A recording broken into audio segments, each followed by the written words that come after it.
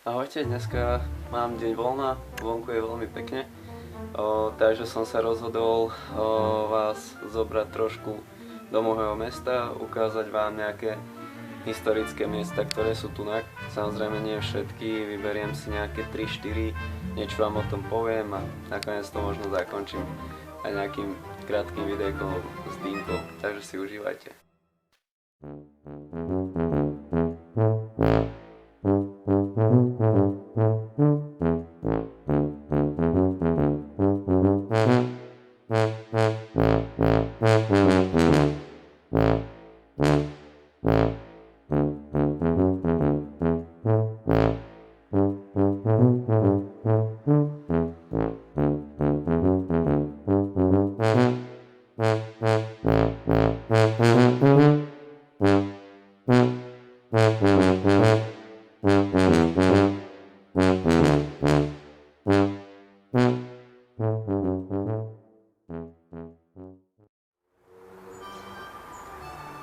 Takže tu už vidíme pomník.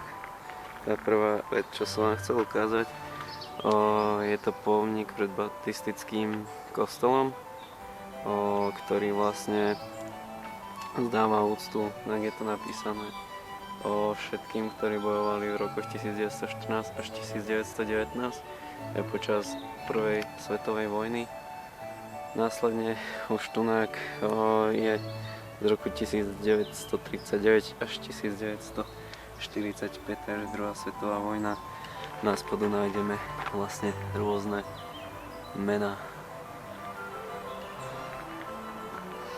Idem nájsť trošku tichšie miesto a poviem vám o tomto kostole trošku viac. Nachádzame sa na prvom mieste. Toto miesto je baptistický kostol, ktorý vlastne bol zrekonštruovaný alebo postavený v 13. storočí. A chcel by som vlastne na začiatok povedať, že kto sú baptisti. Takže baptisti sú evanjelická alebo inak protestantská skupina, ktorá vznikla v roku 1609 v Holandsku v Amsterdame. Neskôr sa rozšírila aj do Londýna v roku 1611. Vlastne títo protestanti v Londýne boli anglickí separatisti, ktorí boli veriaci a združili sa vlastne do tohto náboženstva, do tejto cirkvi. Najrozšírenejšie baptistické vlastne hnutie je v Amerike. To je naozaj rozšírené, neviem, našiel som aj nejaké údaje, okolo 16 miliónov ľudí, ak sa nemýlim, tak sa ospravedlňujem. Nie som nejako teológ, ktorý sa zaoberá náboženstvami, skôr ma zaujímajú vojny alebo vlastne starovek, stredovek a takéto krásne budovy. Takže tento kostol nebol vždy vlastne ako keby osamotený, patril ako dcérsky kostol pod dedinu, ktorú som si musel zapísať, Slaugham, ktorá sa nachádza na juhu od tohto mesta Crowley. Crowley vtedy bolo naozaj maličké, takže potrebovala nad sebou niekoho. V 13. storočí bola postavená vlastne loď, čo je vlastne toto, idem vám to ukázať.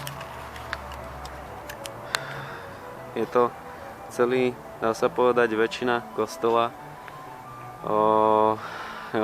kde bol vchod, boli také špicaté dvere, ktoré vám taktiež momentálne ukážem. Vidíte, že je tu cintorín. Nedozvedel som sa, či to bol miestny cintorín, keď bolo ešte Crowley malé, ale hádam to ešte časom zistím. Takže toto boli tie špicaté dvere. Neviem, či sú pôvodné, ale predpokladám, že sú minimálne zrekonštruované alebo nové. Nakoľko vidíte, že aj tieto boky nie sú pôvodné, oblúk taktiež nie, že predpokladám, že aj dvere sú zrekonštruované. V 15. storočí sa postavila alebo pristavila táto väža a taktiež sa zvýšila loď, ako môžete vidieť, rozdiel v kamení. Vidíte, že hore sú už veľké kamenné hladké kvádre, pod tým sú ešte len naukladané kamene s maltou. A samozrejme na tejto veži sa pokračovalo tak trošku ďalej, nakoľko v 19. storočí, teda 20. ospravedlňujem sa, v roku 1901 boli pridané tieto hodiny, ktoré, ešte ja to trošku priblížim, ktoré sa tam dali kvôli pocte k panovaniu kráľovnej Viktórie.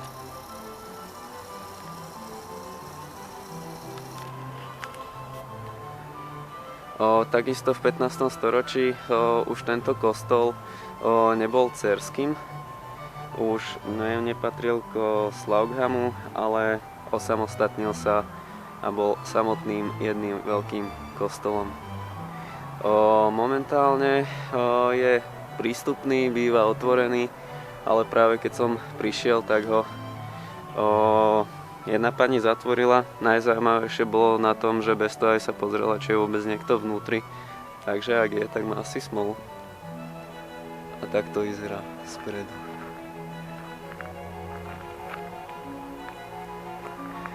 Táto vytesaná postava je, alebo postavy 3, sú taktiež zrekonštruované. Nikto nevie vlastne, kto to je, aký to má význam. A hore vidíte znova hodiny.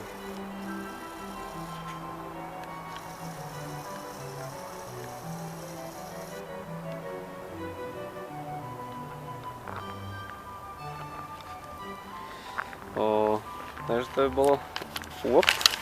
bolo z tohto miesta asi odo mňa všetko. A ideme sa presunúť na ďalšie, čo je ďalší kostol. Už nebude v centre, ale je odtiaľto vzdialený asi nejakých 5 minút a nazýva sa St. Peter Church in West Green. Takže poďme na to.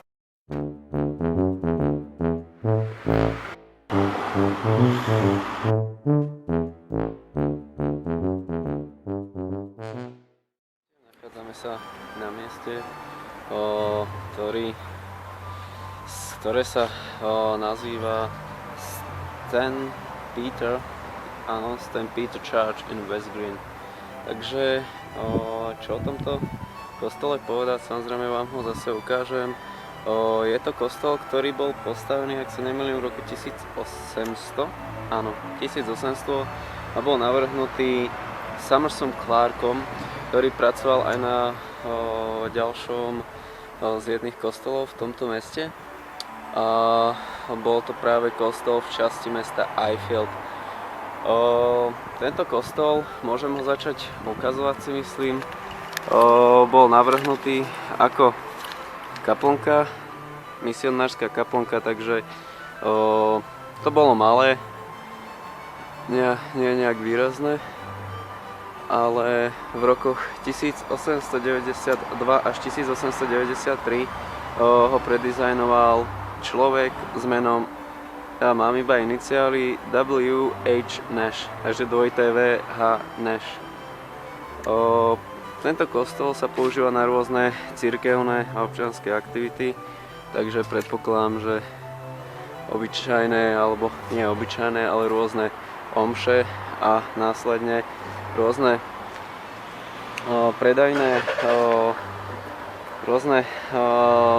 predajné aktivity. Ako môžeme vidieť, tunák momentálne sa bude 17. októbra sobotu konať Harvest Market, ktorý bude obsahovať vlastne predaj domácich koláčikov, rôznej zeleniny, ovocia, kníh a tak ďalej. Vlastne najväčšie takéto podujatie sa tu tvorí predaj kníh, ktorý tu trvá 1 mesiac a výťažok z neho putuje vlastne na obnovu alebo udržanie kostola. Taktiež je to len základ, čo som povedal. Samozrejme, ak niekoho takéto kostoly zaujímajú viacej, jednoznačne dám do popisu ich názvy. Nie je problém, si myslím, niečo o nich ďalej nájsť.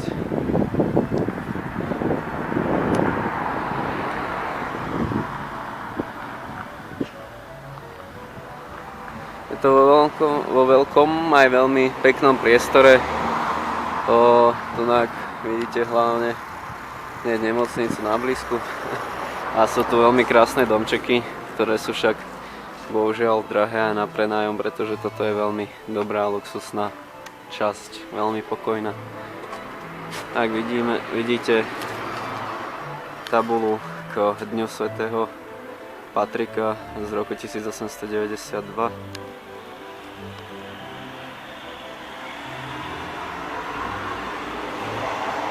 Takže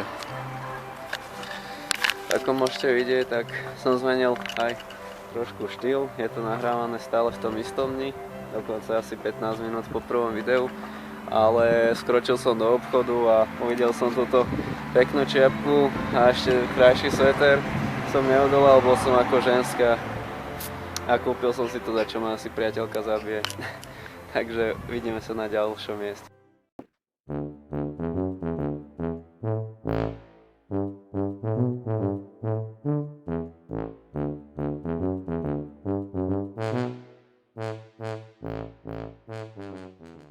Náhodou som sa momentálne dostal k ďalšiemu z kostolov, v ktorom som aj nevedel, že tu je, videl som ho len na fotkách. Ale je to samozrejme už moderný kostol, taktiež baptistický, ale môžem vám ho ukázať, videl som síce fotky z vnúka, ale už je to také moderné, takže to máte radi aj takéto stavby, je to samozrejme akože klasické anglické všetko tehlové, že vám môžem ukázať, ako vypadajú novodobé kostoly v Anglicku. Vidíte tabulu Crawley Baptist Church, rôzne oznamy, kto je kto, o čom sú baptisti, kedy sa stretávajú a podobne. Jedine, čo je trošku umelecké, je vlastne vypieskovaný kríž do skla a je to vlastne takáto obyčajná budova. Znúka to vypadá trošku ako škola. Ak je tam oltár, tak naozaj asi len nejaký trošku mohutnejší stôl s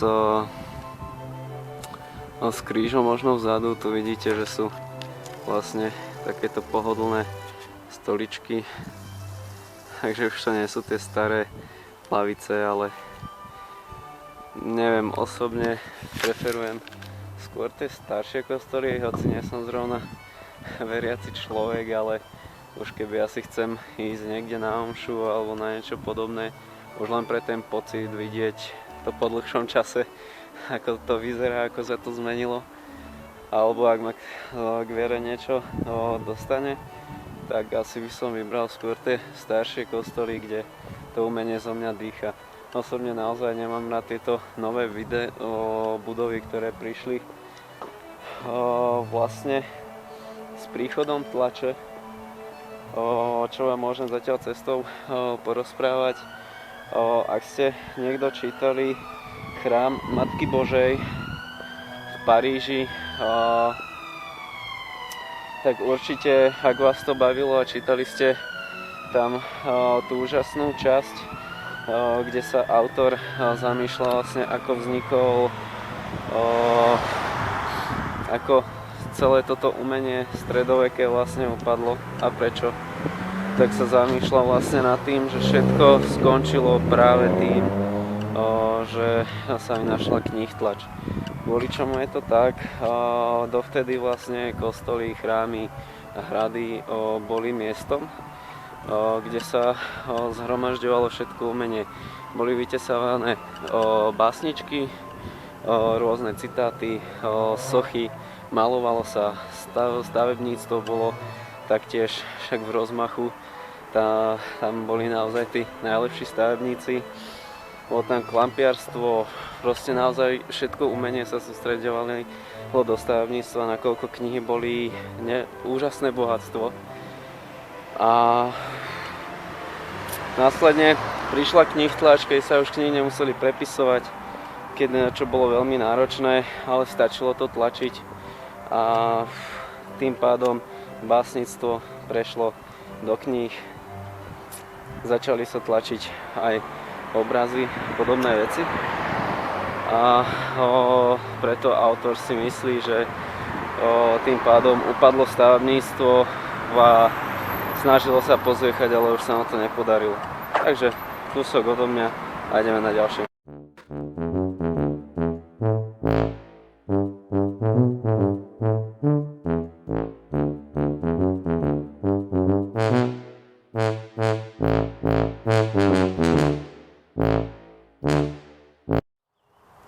Posledné miesto dneska bude moje obľúbené miesto na dýmku.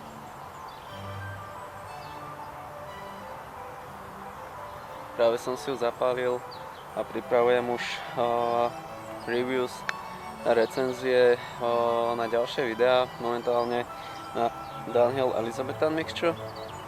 Ale vráťme sa teda k histórii tohto parku. Je to táto časť, táto záhrada vlastne vznikla v roku 1997 a bola časťou West Green Parku. Aj teda je, ale oddeluje ju od neho vlastne tento plot, ktorý môžete vidieť za mňou. Ja vám to potom ukážem, ako to tu vyzerá trošku lepšie. Bola tu vlastne len obyčajná lúka s nejakými kríkmi, ktoré tu randomne proste narastli. Ale v roku 1997 sa to všetko zmenilo, keď som mal 2 roky. A zmenilo sa to práve kvôli tomu, že mesto Crowley oslavovalo 50. výročie vzniknutia mesta a ľudia toto zmenili, teda zamestnanci mesta toto zmenili na takúto krásnu záhradu, ktorá je určená vlastne na to, aby si tunak ľudia oddychli od toho rušného mesta, od toho bzučania, šumu a všetkého možného, čo v meste vždy nájdete. A myslím, že je to tu veľmi príjemné, veľmi čo sa mi páči.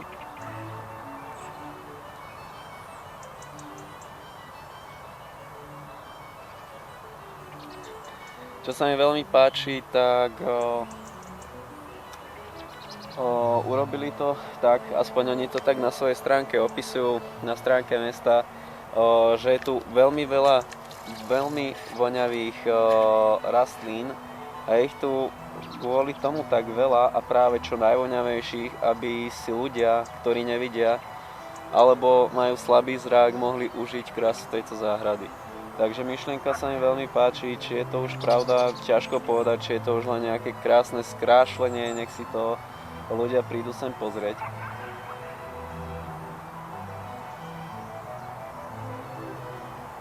Ale ak to bol zámer, naozaj tlieskam, je to veľmi pekné, že pritom mysleli aj na ľudí, ktorí nemôžu vidieť očami tie krásne farby, ale môžu aspoň cítiť tú vôňu.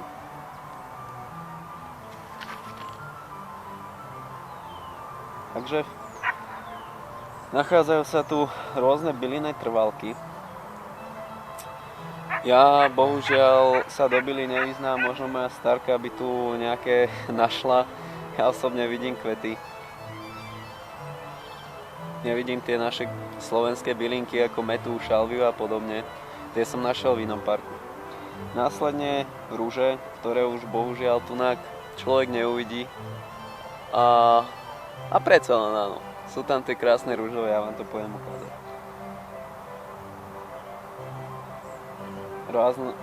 Sú tu stromy, predo mňou je práve višňa alebo čerešňa a rôzne okrasné dreviny. Takže ja vám to sem idem trošku ukázať.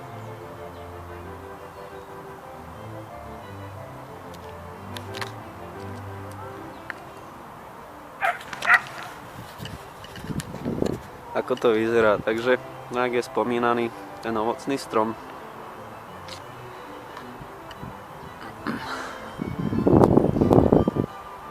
Takže nudíte sa, môžete si natrhať. Žihlava.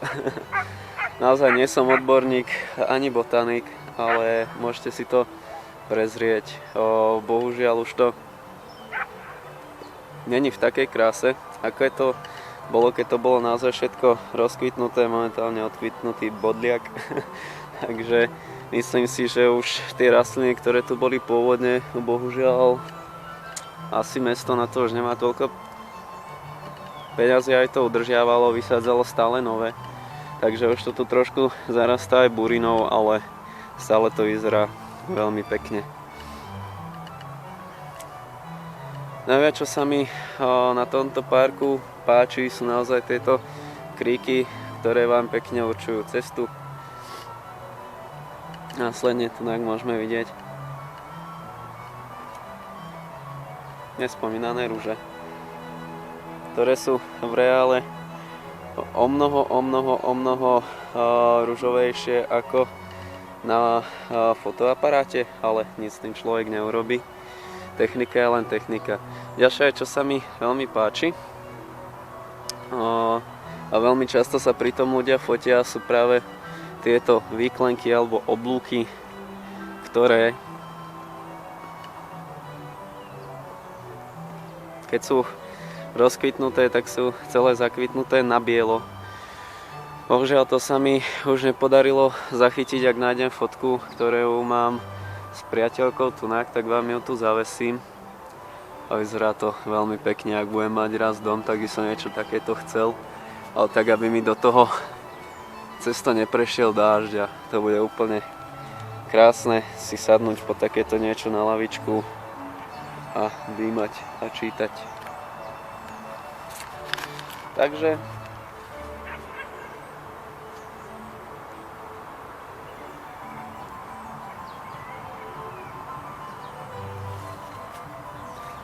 ja sa s vami lúčim od tohto dlhého historického videa. Podľa mňa to bude určite viac ako 20 minút, ale ja dúfam, že som vás zaujal, že vás to bavilo. Samozrejme o veciach, o ktoré sa zaujíma viacej ako druhá svetová vojna, nejaké tie obrazy, osobnosti. Určite to bude lepšie. Ja som sa nejako o históriu Crowley nezaujímal som sa nejako o tieto stavby, takže som vám len chcel v rýchlosti ukázať, kde žijem a čo sa tu nachádza. A keď zistím o tomto meste viacej, keď sa dostanem ku knihám a hlavne čas k tomu si ich prečítať, nakoľko čítam iné knihy, tak vám poviem o tom viacej. Ak vás takéto videá zaujímajú, prosím vás, dajte tam like alebo mi napíšte. Ak by vás zaujímalo hocičo z toho, čo som ukázal z tých kostolov, po prípade niečo viac, máte otázky na toto mesto, čo sa tu nachádza a podobne, kľudne mi napíšte. Rád vám odpoviem, rád vám to vyzistím, ja sám sa aspoň dozviem niečo o histórii tohto mesta. Takže, ak vás to zaujíma, dajte like a bude ďalšie video samozrejme a nebojte sa opýtať. Takže ja si idem dofajčiť svoju dýmku, idem urobiť recenziu a pomaličky domov alebo ešte do kina si pozrieť nejaký film. Majte sa a užívajte si život. Čaute.